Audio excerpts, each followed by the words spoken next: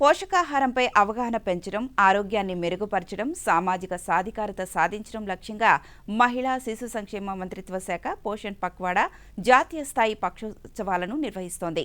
చిన్నారులు, మహిళల్లో పోషకాహార లోపాన్ని అరికట్టడానికి, ఆరోగ్యకరమైన పోషకాహారాన్ని ప్రోత్సహించేందుకు కేంద్ర ప్రభుత్వం చేపట్టిన 8వ పోషణ పక్షోత్సవాలు తిరుపతి జిల్లా వ్యాప్తంగా కొనసాగుతున్నాయి. ఆ విశేషాలను ఇప్పుడు చూద్దాం.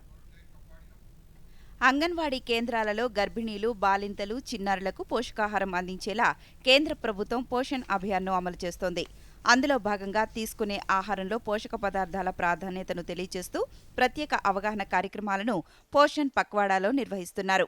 కేవలం లబ్ధి పొందుతున్న వారే కాకుండా వారి కుటుంబ సభ్యులకు పోషకాహార ప్రాధాన్యతను వివరించేలా విస్తృత అవగాహన కల్పిస్తున్నారు. తిరుపతి జిల్లాలోని 2492 అంగన్వాడీ కేంద్రాల్లో పోషకాహార విలువలపై అవగాహన కల్పిస్తున్నారు. జిల్లాలో మొత్తం 1726 మంది గర్భిణీలు, 1056 మంది బాలింతలు, 151,000 మంది చిన్నారులు లబ్ధి పొందుతున్నారు.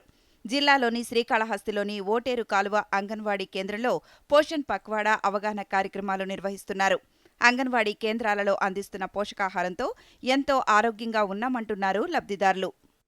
అంగన్వాడీ కేంద్రంలో ఇచ్చిన పోషకాహారాలు తిని హెల్దీగా ఉన్నాను.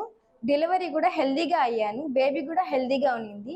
అంగన్వాడీ స్కూల్లో ఇచ్చే పోషకాహారాల వల్ల బాబు చాలా హెల్దీగా ఉన్నాడు. అంగన్వాడీ స్కూల్లో టీచర్స్ దగ్గరుండి తినిపించడం వల్ల బాబుకు పోషకాహారాలు బాగా చేరుతున్నాయి. సెంట్రల్ గవర్నమెంట్ మాకు అందజేస్తున్న ప్రోటీన్ ఫుడ్ తిని మేము ఆరోగ్యంగా ఉన్నాము. నేను, మా హస్బెండ్, మా అత్తమ్మ అందరూ తింటాము, బాగున్నాము హెల్దీగా.